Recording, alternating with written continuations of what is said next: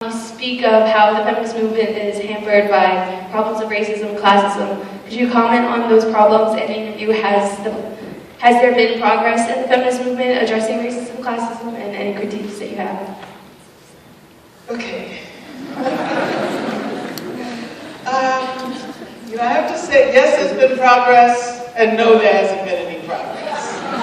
I have to say that, we should know by now. We should know by now that you can't assume that you are accomplishing anything important with respect to gender rights if you don't also address issues of race, if you don't also address issues of class, if you don't also address issues of sexuality and nation. As a matter of fact, what I would say is that, I'll tell you a secret. When I wrote that book was published in 1981. And I did not consider myself a feminist then. People would say, "You're a feminist." I would say, "No, I'm not a feminist. I'm a revolutionary." and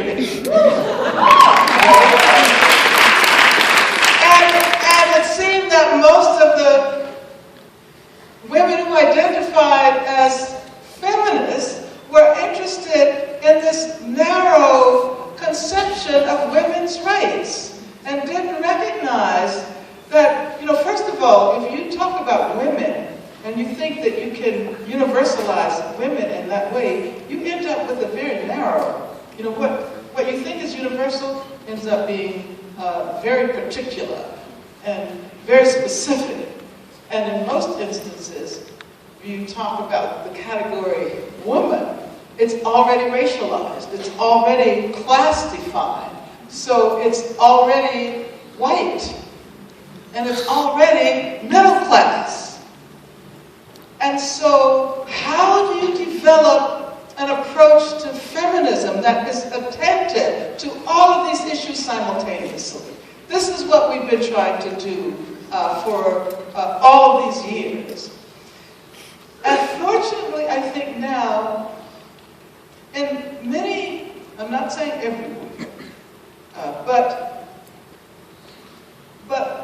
when you talk about feminism, especially issues like intersectionality, and everybody knows the term. I guess I'm in Arizona, but you've heard of intersectionality, right? Everybody's heard of intersectionality. And that came as a result of the fact that people struggle for a different notion of feminism, one that was equally attentive to gender and race and class and sexuality and nation and all that.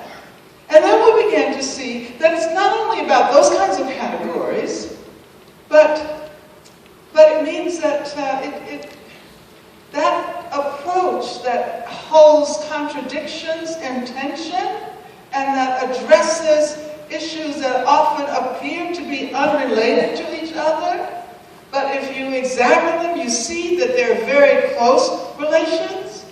That methodology of analysis, methodology of research, but it's also a methodology of organizing. That, to me, is what feminism is all about.